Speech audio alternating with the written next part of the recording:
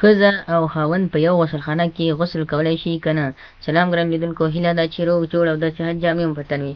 زه یو ځل بیا ستاسو په خدمت کې د یو نوي ویډیو سره حاضر یم. هیله ده چې د پام وړ مو وګرځېږي.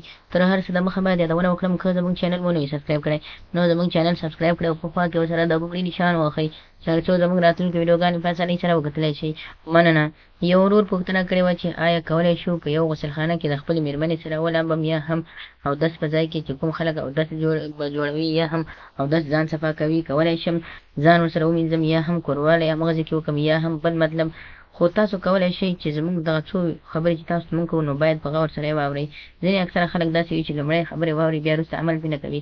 دغه ورور چې پوښتنه کړې وه چې باید زه په غسلخانه کې د یوې خپلې مېرمنې سره غسل کولی شم که نه؟ هر کله تاسو کولی شئ چې په یو ټیم د خپلې مېرمنې سره په یو غسلخانه کې یا په تشناب کې غسل وکړئ، خو په دې شرط چې تاسو د اودس کولو پر مهال د یو بل سره خبرې ونه کړئ، ځکه دغه خبرې مکروه دي او ناروا دي. په دغه ټیم کې چې کله تاسو خبرې سره وکړئ کېدای شي ستاسو څخه مني یا هم اوبه لاړې شي او بیا مو سیکس ته زړه وشي. لومړی تاوان خو دا دی. دوم تاوان اودس مکروه کېږي. چې کله اودس مکروه شو نو بیا خو اودس ونه شو.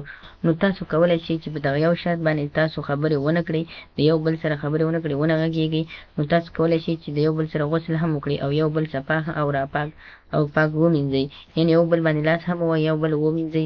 دا خو بهترینه طریقه ده چې تاسو یې پکې استعمال کړئ. نو کولی شئ چې په یو وخت کې تاسو په یو غسلخانه کې غسل وکړئ.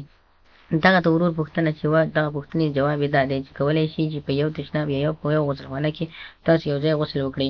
خدای دې وکړي وروره چې ستاسو مشکل حل شوی وي او هغه ملګري چې غواړي په ذهن کې دا پوښتنې ګرځي راګرځي چې په یو تشناب کې یا غسلخانه کې غسل کېږي که نه کېږي.